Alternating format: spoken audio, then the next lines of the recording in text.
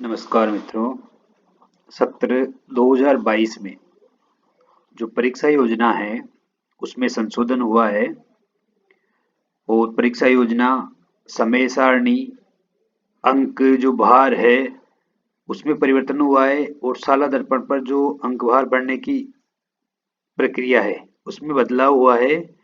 परीक्षा परिणाम में भी बदलाव होगा और वो भिन्न रूप में प्रदर्शित होगा। किस किस को ऐड करके होगा, इस बारे में जो हम जानकारी है वो लेकर आए हैं। अब जो परीक्षाएं हो रही है उनकी तिथियां और साथ में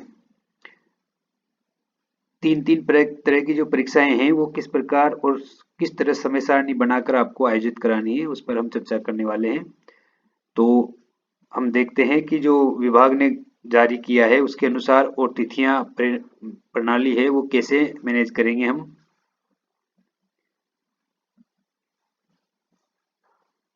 यहाँ पर देखिएगा, यहाँ पर ये जो कक्षाएं हैं वो कक्षा 1 से लेकर 12 तक है और ये विषय हैं। कुछ विषयों में परिवर्तन दिया गया है उनके अनुसार, और वर्तमान में जो पुरानी प्रणाली है उसमें थोड़ा परिवर्तन किया गया है कि आर के एसएमबी के जो परीक्षा प्रणाली है उसको अलग से जोड़ा गया है। प्रथम परख यहाँ पर हो चुकी है 6ठी से 12वीं तक की। ऐसे 1 जो कक्षा 1 से 5 का हो चुका। द्वितीय परख हो चुकी है 6 से 12 की। आर के एसएमबी कक्षा 1 से और 5 तक हो चुका है। उसके अलावा 6 से 8 तक भी कुछ विषयों का हिंदी, अंग्रेजी, गणित कक्षा 3 से 8 तक के लिए आर के एसएमबी है। तो इसमें आप देख सकते हैं कि अभी वर्तमान में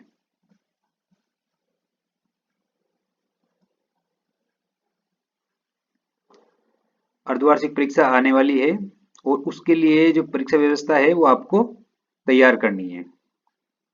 अब आपको एक चीज ध्यान रखनी है कि परीक्षा व्यवस्था में कक्षा 3 से 8 तक 3 विषयों की आर के एसएमबी होगी और उन्हीं विषयों की अर्धवार्षिक भी होगी। बाकी शेष विषयों की अर्धवार्षिक परीक्षा होगी। आर के एसएमबी 2 का जो समय सारणी है वो डाल दी गई है। 17, 19 और 20 दिसंबर को होगी और इस समय से पहले 17 से 20 दिसंबर के पहले आपको ऐसे 1 लेना है, ऐसे 2 लेना है। कक्षा 1 से और 5 तक का ऐसे 2 लेना है और इसी अवधि से पहले 6ठी, 7वीं, 8वीं की अर्धवार्षिक परीक्षा का समय सारणी भी बनानी है। कहीं कहीं पर जिला स्तर से बन गए हैं, कहीं कहीं पर विद्यालय स्तर से भी हैं। तो ये चीज ध्यान में रखें कि आर के एस एम बी 2 की जो समय सारणी है 17, 19 और 20 दिसंबर, उससे पहले आपको ऐसे 2 और इन विषयों की या इन कक्षाओं की जो अर्धवार्षिक परीक्षा है वो उसका समय सारणी बनाकर कंप्लीट कर लेना है ताकि उस समय एक साथ दो दो जो परीक्षाएं हैं वो नहीं टकराए। तो अर्धवार्षिक के साथ 3 चीजें चलेगी, आर के एस एम बी 2, ऐसे 2 और अर्धवार्षिक परीक्षा। कक्षा 1 और 2 का रेगुलर वही ऐसे 1, ऐसे 2 और ऐसे 3 के थ्रू है। इन पर आर के एस एम बी लागू नहीं है। ये जो पूर्व पद्धति है उसके अनुसार ही चलेगी। और इसके बाद में जो अगला है वो बोर्ड परीक्षा का है। तो बोर्ड परीक्षाएं 5, 8 और 10, 12 के लिए हैं। इनके अलावा शेष जो कक्षाएं हैं उनमें 1 से 2 के लिए आर के एस एम बी है, सॉरी 102 के लिए ऐसे 3 है, 3 से 8 के लिए आर के एस एम बी है। लेकिन 8वीं को छोड़ा जाएगा और 5वीं को छोड़ा जाएगा क्योंकि इनकी बोर्ड परीक्षाएं हैं तो बोर्ड वाली कक्षाओं के लिए नहीं लागू होगी। तीसरा टेस्ट में बदलाव किया गया है। 6ठी से 8वीं तक के लिए तीसरा टेस्ट नहीं होगा। कक्षा 6 से 8 के लिए तीसरा टेस्ट नहीं होगा, 9 से 12 के लिए ही रहेगा। यहाँ पर वार्षिक परीक्षा में भी बदलाव किया गया है। वार्षिक जो परीक्षा है छठी सातवीं की 50 नंबर की होगी, क्योंकि 30 नंबर का आरकेएसएमबी 3 होगा 3 विषयों का। बाकी जो आरकेएसएमबी विषय नहीं है उनके 110 नंबर की वार्षिक परीक्षा होगी। बाकी 9 से 12 की पूर्व पद्धति के अनुसार परीक्षाएं होगी और इनके 20-20 जो अंक हैं बोर्ड के, वो 17 अंक निकाले जाएंगे। यहाँ पर जो 5वीं के 17 अंक के, वो वैसे तो ग्रेडिंग दी जाती है, लेकिन उस ग्रेडिंग के आधार पर अंकन करके उनके 20% निकाले जाएंगे। 8वीं के जो 20% अंक है वो इस आधार पर निकाले जाएंगे कि प्रथम और द्वितीय टेस्ट के 20 नंबर, आरकेएसएमबी के प्रथम और द्वितीय के 60 नंबर और अर्धवार्षिक के 40 नंबर, ऐसे कुल मिलाकर 120 नंबर होते हैं 8वीं के लिए, और उसका 120 का 20% निकाल कर तैयार करना है आपको। इस तरह से आपको जो परीक्षा परिणाम है वो तैयार करना होगा, और इसकी जो विधि है अंक भरने की वो भी थोड़ी डिफरेंट है। जहां पर आरकेएसएमबी हो रहे हैं वहां पर आरकेएसएमबी के जो अंक है वो भरे जाएंगे। आरकेएसएमबी के 30-30 अंक होते हैं छठी से 8वीं तक के लिए तो, और कक्षा 3 से 5 के लिए ग्रेडिंग सिस्टम है। तो इनके जो अंक है वो ऑटोमेटिक वहां से लिए जाएंगे।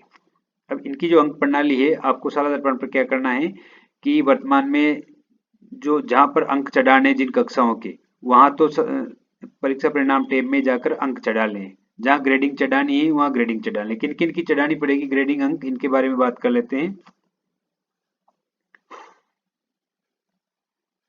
यहाँ पर देखिए कक्षा 1 और 2 की जो साला दर्पण पर पूर्व भारतीय ग्रेडिंग जो रचनात्मक योगात्मक आकलन जो होते हैं उसके अनुसार ग्रेडिंग चढ़ेगी, और पूर्व की भांति ही उसी टेप पर चढ़ानी पड़ेगी। कक्षा 3 से 5 तक, कक्षा 3 से 5 तक में ये है कि पर्यावरण को छोड़कर तीनों विषयों के आरकेएसएमबी होते हैं। 5वीं में आरकेएसएमबी फर्स्ट, 2 और सेकेंड ही होगा, जबकि तीसरी चौथी में आरकेएसएमबी के तीनों भाग होंगे। तो आरकेएसएमबी के जो भी भाग होते हैं उनके अंक ऑटोमेटिक आरकेएसएमबी ऐप के द्वारा साला दर्पण पर अपडेट हो जाते हैं। A7 के जो है और पर्यावरण है, तो तीसरी चौथी की जो ग्रेडिंग है वो आपको चढ़ानी है। आरकेएसएमबी के अलावा जो विषय हैं उनकी ग्रेडिंग आपको साला दर्पण पर चढ़ानी है। जब आप ग्रेडिंग चढ़ाएंगे तो उसकी ग्रेडिंग का अंकन और आरकेएसएमबी ऐप की जो अंकन है उसको मिश्रित करके आरकेएसएमबी ऐप द्वारा प्रगति पत्र तैयार किया जाएगा।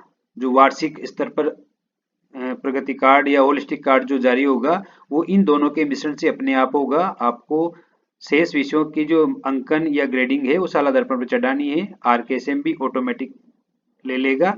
ये चीजें होगी आपके द्वारा। छठी से 8वीं में भी यही चीज है कि सभी विषय जो आप टेस्ट परीक्षा जो भी ले रहे हैं आकलन कर रहे हैं उसमें आरकेएसएमबी के अपनी जगह हैं जो ऐप द्वारा अपने आप लिए जाएंगे। बाकी जिनके आरकेएसएमबी नहीं है या जिनके टेस्ट हुआ है उनके अंक आप साला दर्पण पर चढ़ाएंगे, और उन दोनों के साथ मिश्रित रूप से होलिस्टिक कार्ड जारी होगा। 5वीं 8वीं का बोर्ड है तो बोर्ड का चला जाने के बाद इनकी प्रगति पत्र या जो मार्कशीट है वो बोर्ड द्वारा जारी होगी।